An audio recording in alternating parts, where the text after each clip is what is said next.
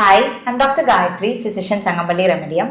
Instagram and Instagram reels വളരെയധികം സ്വാധീനം ചെലുത്തുന്ന ഈ കാലഘട്ടത്തിൽ അത് എത്രത്തോളം നമ്മളെ റിലേഷൻഷിപ്പിനെ ബാധിക്കുന്നു, അല്ലെങ്കിൽ അത് എത്രത്തോളം ബ്രേക്കപ്പുകൾക്ക് കാരണമാകുന്നു എന്നൊരു ഡിസ്കഷനായിട്ടാണ് നമ്മൾ ഇന്ന് ഇവിടെ എത്തിച്ചേർന്നിട്ടുള്ളത്.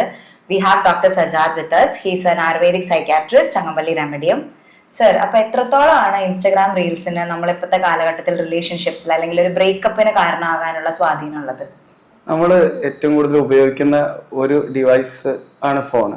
അപ്പൊ അതിൽ തന്നെ ഏറ്റവും യൂസ് ചെയ്യുന്നതാണ് ഇൻസ്റ്റഗ്രാം. ഇപ്പൊ പലപ്പോഴും ഒരു പുതുതലമുറ എന്ന് പറയുന്ന രീതിയിൽ ഉപയോഗിക്കുന്ന ആപ്പുകളിൽ ഒന്നാണ് ഇൻസ്റ്റഗ്രാം.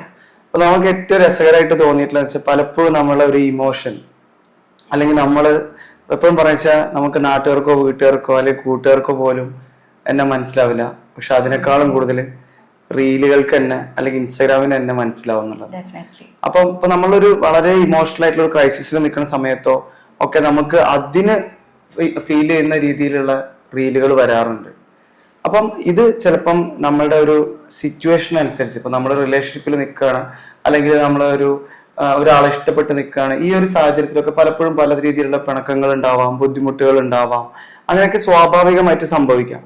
പക്ഷെ ഈ സമയത്ത് നമ്മളുടെ ഒരു അസസ്മെന്റ് എന്നുള്ളത്, നമ്മളൊരു സെന്റിമെന്റൽ ആയിട്ടുള്ള ഒരു അസസ്മെന്റ് പലപ്പോഴും ഈ ഡിവൈസുകൾക്ക് സാധ്യമാവും. അങ്ങനെയുള്ള സാഹചര്യത്തിൽ എന്താ സംഭവിക്കുന്നത്, ഈ ഇമോഷണൽ സൂട്ടബിൾ ആവുന്ന ഒരു റീല് വരികയാണെന്ന് വിചാരിക്കുക. അപ്പൊ ഉദാഹരണം, രണ്ടാൾക്കാർ തെറ്റിയിരിക്കുന്ന സമയത്ത് അല്ലെങ്കിൽ ഒരു പിണക്കമുള്ള സമയത്ത് ഒരു റീല് വരികയാണ്. ആ റീലിൽ എപ്പോഴും എന്താണ് പറയുന്നത്, നമ്മൾ എത്ര ആത്മാർത്ഥത്തോടു കൂടി സ്നേഹിച്ചിട്ടോ അല്ലെങ്കിൽ നമ്മൾ അത്ര ആത്മാർത്ഥത്തോടു കൂടി ഇടപെട്ടിട്ടോ നമുക്കൊരു നീതി കിട്ടുന്നില്ല അല്ലെങ്കിൽ ഒരു ജസ്റ്റിസ് ഇല്ല എന്നുള്ളൊരു ഓൾറെഡി നമ്മൾ ആ ഒരു ചിന്തയിൽ ഇരിക്കുന്ന സമയത്തായിരിക്കും ഇത്തരത്തിലുള്ള ഒന്നോ രണ്ടോ റീലുകൾ വരുന്നത്.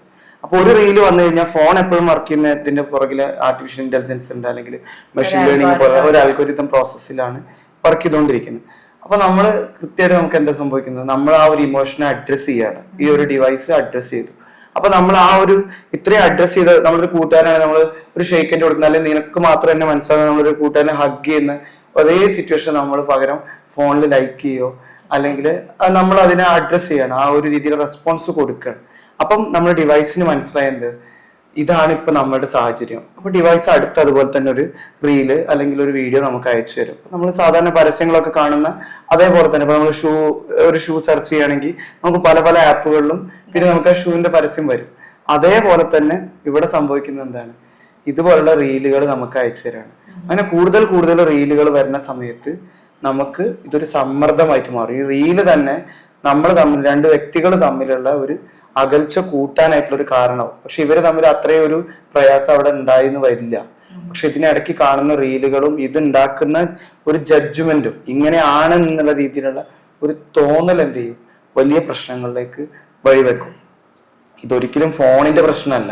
ഓക്കെ, ആ ഒരു ഇമോഷനുള്ള സമയത്ത് ഇത്തരത്തിലുള്ള, ഇപ്പൊ സാധാരണഗതിയിൽ നമുക്കറിയാം രണ്ടാളുകൾ തമ്മിൽ പ്രശ്നമുള്ളപ്പോൾ മറ്റൊരാളുടെ ഇടപെടലുകൾ പലപ്പോഴും പ്രശ്നം ഉണ്ടാക്കും.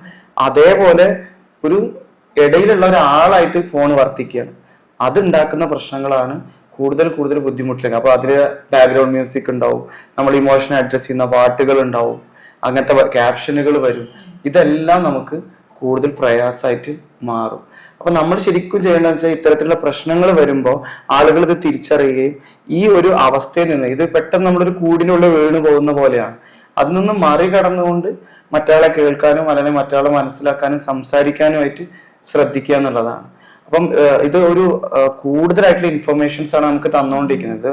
ഒരു സർജാണ്, അമിതമായിട്ടുള്ള ഇൻഫർമേഷൻ അല്ലെങ്കിൽ അമിതമായിട്ടുള്ള റീലുകൾ നമുക്ക് തരുന്നത് കൊണ്ടുള്ള ബുദ്ധിമുട്ടുകളായിട്ടാണ് ഇത് മാറുന്നത്. ഇത് വളരെ ശ്രദ്ധിക്കേണ്ട ഒരു കാര്യമാണ്.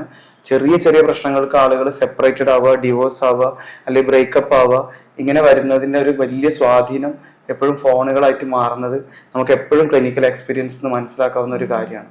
അപ്പോൾ ഓരോ വ്യക്തികളും ഇത് മനസ്സിലാക്കിക്കൊണ്ടുള്ള തീരുമാനങ്ങൾ എടുക്കാനായിട്ട് ശ്രദ്ധിച്ചേ പറ്റുള്ളൂ. സർ, ഇതും ഇപ്പൊ നമുക്കൊരു നോമോഫോബിയ എന്നുള്ള രീതിയിൽ തന്നെ എടുക്കാൻ പറ്റും? എല്ലാം നോമോഫോബിയ ആവണമെന്നില്ല. ഫോൺ അഡിക്ഷൻ ഉള്ള ആളുകൾക്ക് മാത്രമാണ് ഇത് വരുന്നത് നമുക്ക് പറയാൻ പറ്റില്ല. പക്ഷെ ഇപ്പൊ കുറഞ്ഞ സമയം മാത്രം ഫോൺ ഉപയോഗിക്കുന്ന ഒരാളും ഇത്തരത്തിലുള്ള ഒരു സാഹചര്യത്തിലേക്ക് വരുമ്പോ ഈ ഒരു സ്വാധീനം വേണമെങ്കിൽ ഉണ്ടാക്കാം. പക്ഷെ ഫോൺ അഡിക്ഷൻ കൂടുതലായിട്ടുള്ള ആളുകൾക്ക് പലപ്പോഴും ഇതൊക്കെ വളരെയധികം റിലേഷൻഷിപ്പിൽ ഇതുപോലെയുള്ള ബന്ധങ്ങളിലൊക്കെ പ്രശ്നങ്ങൾ ഉണ്ടാക്കാനായിട്ടുള്ള വലിയൊരു ഘടകമായിട്ട് ഇപ്പൊ മാറിയിട്ടുണ്ട്.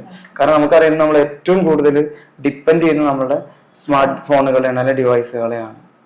സാർ, ഇപ്പൊ നമുക്കിത് മറികടക്കാൻ എന്നുള്ള ഒരു സാഹചര്യത്തിൽ നമുക്ക് എന്തൊക്കെയാണ് സജസ്റ്റ് ചെയ്യാൻ പറ്റുന്ന ആൾക്കാരുടെ? അതെ, നമുക്ക് എന്ത് സാഹചര്യത്തിൽ നമ്മൾ ഉപയോഗിക്കുന്നത്, വിവേചന ബുദ്ധിയാണ് മനുഷ്യന്റെ ഒരു കഴിവ്.